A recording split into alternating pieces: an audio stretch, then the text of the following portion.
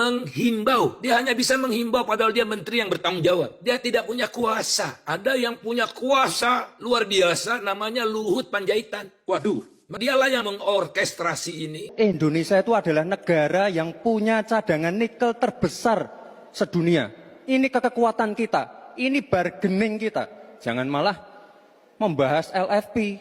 Itu sama saja mempromosikan produknya China, Pak. The power of netizen. Kalau nggak ada netizen, kayaknya nggak bakalan ribut juga. Raja Ampat, yang dimana itu adalah salah satu tempat di Indonesia yang dikenal oleh dunia. Tapi nyatanya malah justru dirusak gegara untuk menambang nikel. Dan ini menjadi komentar banyak netizen dan akhirnya naik, dibahas oleh banyak orang. Teman-teman semua, kenapa kok Indonesia selalu seperti itu ya? Tempat-tempat hutan-hutan yang bagus, yang baik malah justru dihancurkan hanya untuk mengambil sumber daya alam yang tidak tahu kemana larinya. Kita nggak bisa nutup mata deh. Banyak sekali sumber daya alam kita ini dikuasai bukan oleh negara.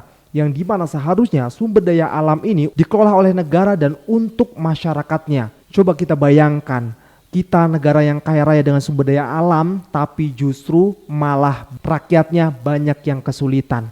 Teman-teman semua, kali ini rakyat bersatu untuk menyuarakan Raja Ampat. Ulah siapa sih ini sebenarnya? Kenapa kok Pak Prabowo nggak segera bertindak?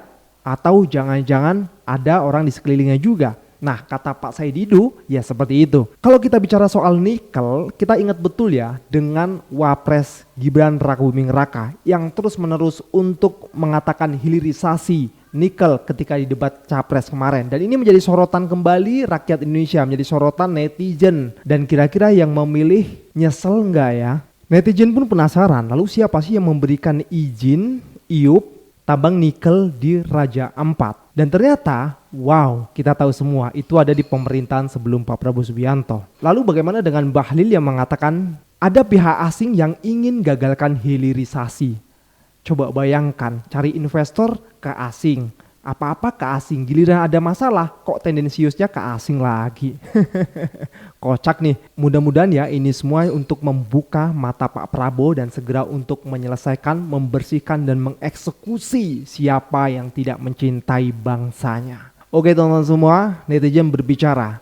Kita lihat videonya. Raja Ampat sedang dibabat, semua atas nama hilirisasi nikel, sebuah proyek yang digadang-gadang sebagai tulang punggung bisnis masa depan bangsa, tapi justru memporak-porandakan warisan ekologis anak cucu bangsa. Sudah berapa banyak gunung dan pulau telah dilubangi untuk pertambangan. Apakah hasilnya membuat masyarakat sekitar lebih sejahtera? Yang ada mereka kerap menjadi korban atas kerusakan alam yang ditimbulkan. Jargon NKRI harga mati digaungkan sembari terus mengeruk alam ugal-ugalan. Hentikan seluruh aktivitas tambang di Raja Ampat. Jangan sampai kekayaan alam yang menjadi satu-satunya kebanggaan kita sebagai WNI turut tenggelam oleh kebiadaban. Polemik tambang Raja Ampat, Bahlil diduga ada pihak asing ingin gagalkan hilirisasi. Ini bukan cuma Bahlil, tapi juga culas. Ambil utang dari asing, nyari investor ke asing, dan antara diisi asing. Giliran ada berita gak menguntungkan, tendensiusnya ke asing. Padahal Raja Ampat itu dapat macam-macam dana konservasi dari asing. Ada Debt for Nature Swap dari GFCR, dari Global Conservation, IUCN, termasuk dari penghapusan utang 500M lebih oleh US diganti konservasi terumbu karang. Mental culas ini memalukan. Indonesia itu adalah negara yang punya cadangan nikel terbesar sedunia. Ini kekuatan kita, ini bargaining kita. Jangan malah membahas LFP. Itu sama saja mempromosikan produknya China, Pak. Saya nggak tahu ya, Pak Tom Lembong dan tim sesnya sering nggak diskusi dengan cawapresnya. Masa cawapresnya nggak paham? Aneh loh. Itu tidak sembrono dan tidak sewenang-wenang. Gara-gara kita mengeksplorasi nikel ugal-ugalan, lalu hilirisasi tanpa mempertimbangkan ekologi, mempertimbangkan sosialnya, buruh kita diabaikan, malah banyak tenaga kerja asing, dan juga yang terjadi korban kecelakaan. Di sisi yang lain, pemasukan dari nikel kita juga sangat kecil. Kerusakan sudah terlihat di daratan, di lautan akibat tangan manusia. Sejahat-jahatnya gajah, dia hanya bisa mencabut pucuk sawit paling 5. Sejahat-jahatnya badak, dia paling bisa menanduk satu pohon kayu. Tapi manusia, dia tidak pakai kampak, dia tidak pakai tanduk, dia tidak pakai cula. Dia cukup dengan tanda tangannya habis 600.000 hektar. Dengan ujung jarinya. Lalu tangan yang sudah menghancurkan hutan itu dipakai untuk mengangkat kepada Tuhan. Ampunkan dosa kami yang Tuhan. Kira-kira apa kata malaikat? Kau bercanda apa serius?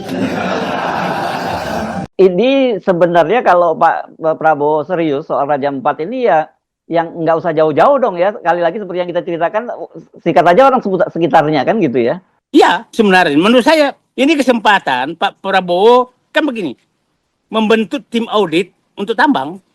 Nah, menurut saya ini saatnya Pak Prabowo sekarang untuk membentuk tim audit dan bentuk satgas untuk menyelesaikan pertambangan. Ini menurut saya sih adalah cara Allah untuk menggugah Prabowo untuk melakukan itu. Jadi Raja Empat itu Prabowo harus menganggap bahwa saatnya saya melakukan tindakan untuk menyelamatkan tambang Indonesia.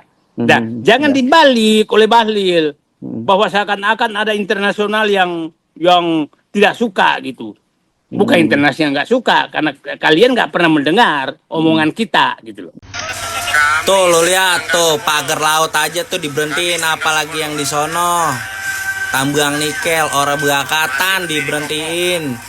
Cuman sementara, ntar mah pas sudah sepi nih dilanjutin lagi. Ngedat banget lo. Saya sebagai orang yang pernah menjelajah Indonesia, hampir 600 pulau di seluruh Indonesia, dan Papua adalah salah satu pulau yang pernah saya jelajah. Saya memohon dengan sangat kepada Bapak Prabowo, mewakilkan diri saya pribadi, ya, dan aspirasi dari masyarakat Papua, tolong ditinjau kembali kebijakan untuk pengolahan nikel di Papua. Tolong sekali Pak. Buat saya tanah Papua bukan ladang eksploitasi, tapi tanah kehidupan. Menteri SDM menghimbau, beritanya ada, Menteri SDM menghimbau agar izin smelter yang baru dihentikan. Menghimbau. Dia hanya bisa menghimbau padahal dia menteri yang bertanggung jawab. Dia tidak punya kuasa. Ada yang punya kuasa luar biasa namanya Luhut Panjaitan. Waduh. Dialah yang mengorkestrasi ini, dialah yang memberikan input sehingga Pak Jokowi ngomong seperti itu. Dan saya sudah bertemu dengan Pak Luhut, dia tidak bisa menyangkal pandangan-pandangan saya, sebaliknya saya bisa menyangkal seluruh pandangannya. Ini saya buka, dan belum lagi ada penyelundupan yang 5,3 juta ton itu. Karena kalau barang itu dilarang, pasti ada pasarnya. Dan yang menyelundup itu petinggi-petinggi. Erlangga Hartarto misalnya. Waduh, sebut nama Pak. Menantunya Pak Jokowi, Bobi Nasution. Saya sebut nama. Dan nama itu saya dapatkan dari KPK. Bisa dipertanggungjawabkan, memang ada sumbernya, ada dasarnya? Dari KPK. Karena saya juga membantu KPK kan. Ini kan kasus korupsi, kerugian negara ratusan triliun. Cina mengimpor biji nikel dari Indonesia, ada ternyata Indonesia yang tidak melaporkan. Yang Indonesia bilang no. No, karena dilarang kan. Iya, Cina melaporkan ada. Ada 5,3 juta ton selama tahun 2020 sampai 2022. Dan ternyata bukan hanya nikel. Saya baru dipresentasikan oleh tim dari Kejaksaan dan KPK ya, mata rantainya segala macam. Nah, pada titik ini saya nggak mau sebut nama karena masih diinvestigasi. Gue berharap Chef Raja Ampat kembali menjadarkan kita bahwa hilirisasi nikel yang selama ini mereka banggakan dan gaung-gaungkan itu red flag banget. Banyak loh produk jurnalistik yang meliput hilirisasi nikel ini dari dulu, dan ternyata ini tuh memberikan dampak buruk terhadap ekologis dan sosial. Karena faktanya mereka sama sekali tidak peduli dengan deforestasi berapa juta pohon yang ditebang. Mereka tidak peduli dengan laut yang tercemar, tidak peduli dengan penduduk lokal yang mayoritas nelayan yang terkena polutan. Di sisi lain, kepemilikan dan kekayaan dari itu semua menjadi tanda tanya. Karena ya mayoritas dari kita itu masih penduduk miskin. Dan berdasarkan data, pengelolaan tambang tersebut tidak sedikit loh yang dipegang oleh perusahaan Cina. Jadi siapa antek asing yang sebenarnya?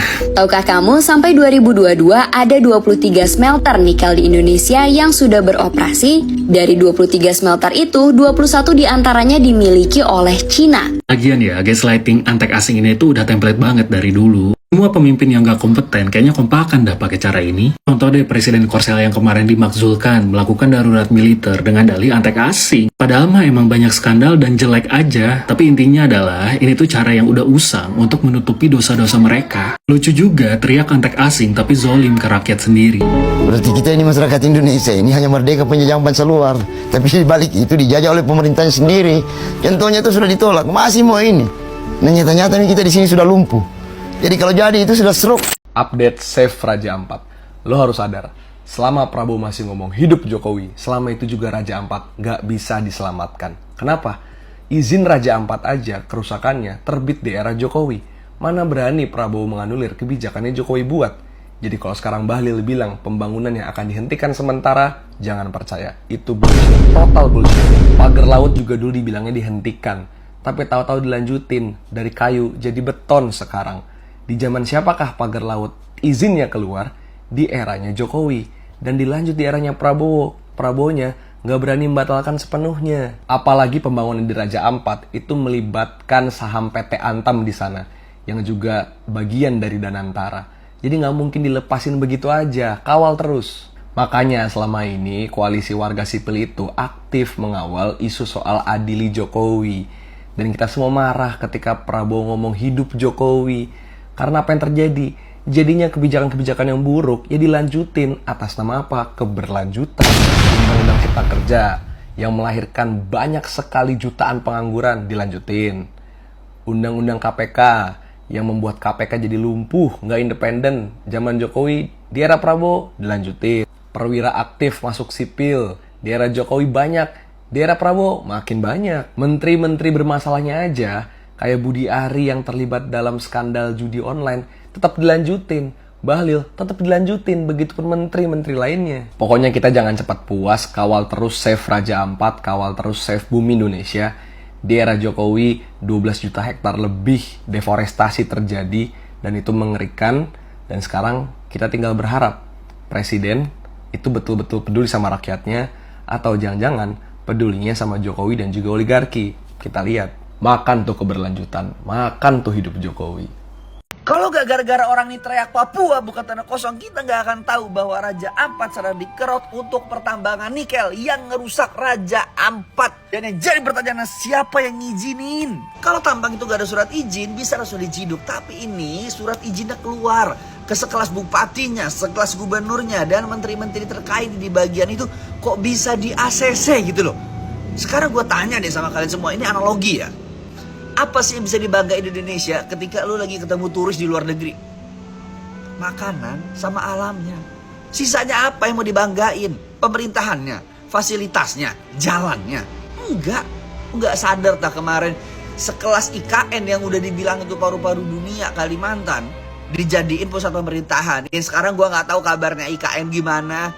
Tapi lu lihat video orang-orang hutan yang keluar dari hutan, lahannya dibakar untuk pembangunan ini itu. Sekarang Raja Ampat dikerok, nanti ada lagi masalah terumbu karangnya, ikannya, habitat penyu dan lain sebagainya. Ikan-ikan ada 2000 jenis ikan di situ lebih yang bakal rusak gara-gara penambangan ini.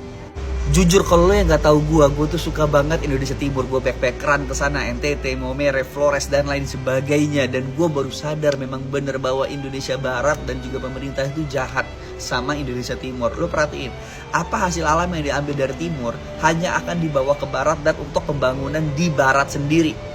Tapi dari Papua dan daerah Timur, dari hasil alamnya yang dikerok, apa yang mereka dapetin?